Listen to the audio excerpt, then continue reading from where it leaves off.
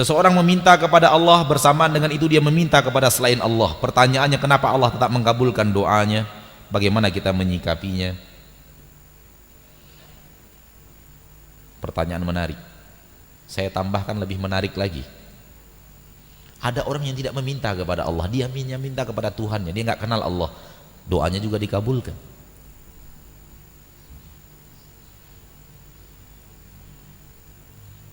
Pagi-pagi pakai batang kecil dibakar,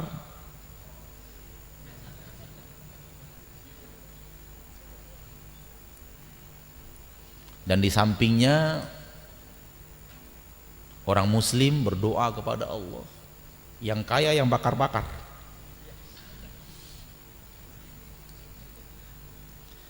Apakah itu antum kemudian simpulkan Tuhan orang itu benar?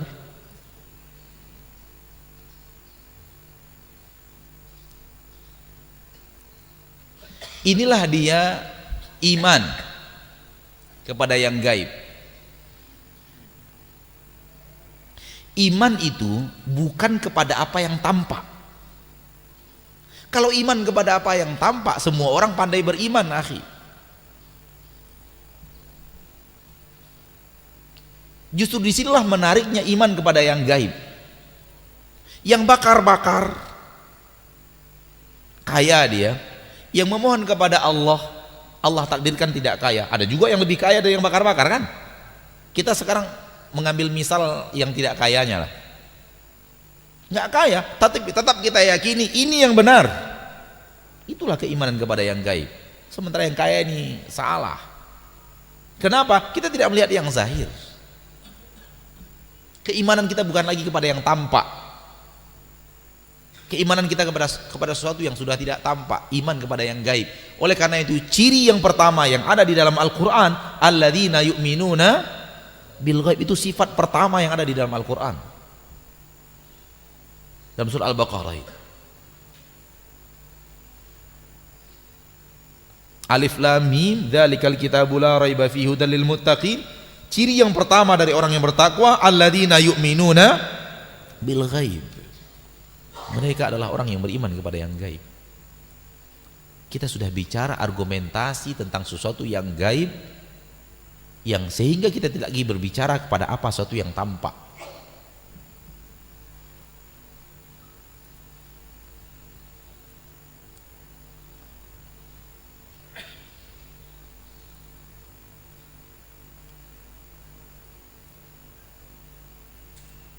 Saya tertarik kepada sesuatu yang dikirim oleh teman-teman di media sosial. Nama manusia-manusia terkaya dunia. Saya tidak tahu namanya, entah apa-apa namanya di situ. Kaya dunia. Di bawah dia katakan yang melakukan 2 rakaat salat sunat fajar. Itu yang paling kaya, paling hebat.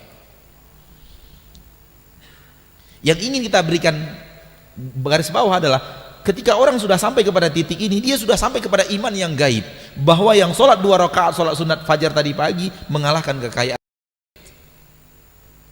Benar saya nyebut namanya? Benar ya? Kalah dia dengan kita sholat sunat tadi pagi 2 rakaat. Kenapa? Kita sudah beriman kepada yang gaib. Yang Allah katakan, Rasulullah SAW katakan, 2 rakaat sholat sunat fajar lebih baik daripada dunia dan seisinya. Nggak seberapa daripada dunia dan seisinya.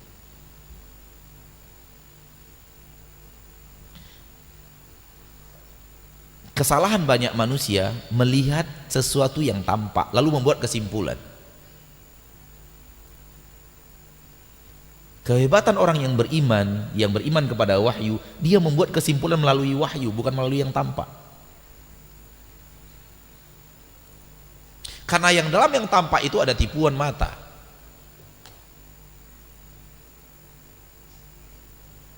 Di dalam yang tampak itu terdapat ujian dan cobaan. Ayo, engkau diuji nih. Engkau sudah meminta kepada Allah, rezekimu masih 10. Sementara yang di sampingmu meminta kepada Tuhannya, rezekinya 500. Ayo, kamu diuji. Kamu percaya kepada yang mana? banting setir dia. Na'udzubillahi min dzalik.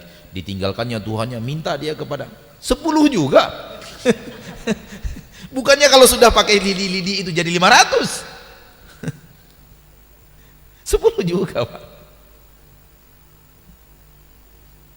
Kalau sudah Allah takdirkan 10, ya 10. Walau ke sana atau ke sini. Itulah kehebatan orang yang beriman, menilai dengan wahyu. Itu kalau kita melihat yang ini begitu, yang ini begini. Bisa saja dibalikkan, Pak. Ada orang meminta pakai lidi 10, orang minta kepada Allah 500, 5 juta malah. Ada nggak orang yang minta pakai lidi miskin? Ada banyak. Cuman mata antum melihat yang kaya terus. Itu salah ya. Mata antum melihatnya kayak yang kaya terus. Coba lihat yang miskin tuh. Banyak juga yang miskin yang minta pakai lidi itu. Sebagaimana banyak juga yang minta kepada Allah kaya.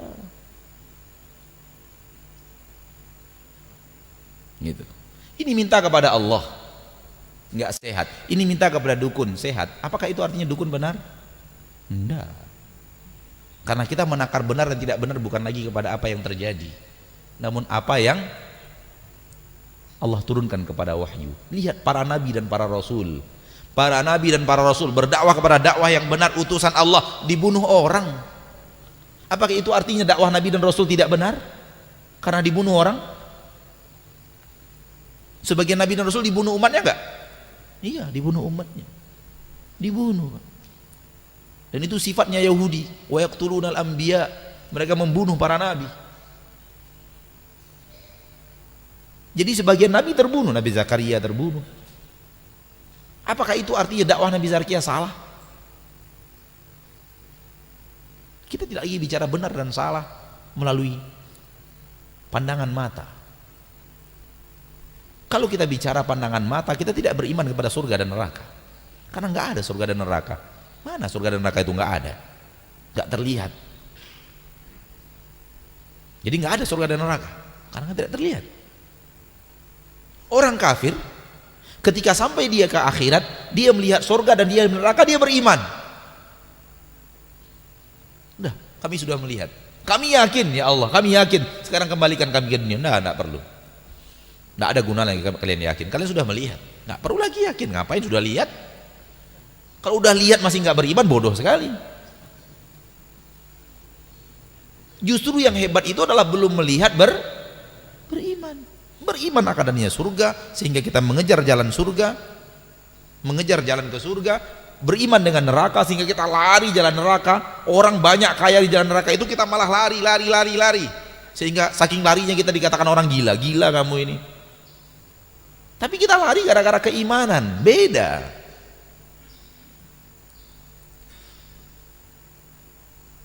Jadi orang yang beriman, dia sudah beriman dengan suatu yang gaib, yang sudah keterangannya datang dari Allah dan Rasulnya, bukan dilihat dari real apa namanya itu, bukti zahir kehidupan dunia.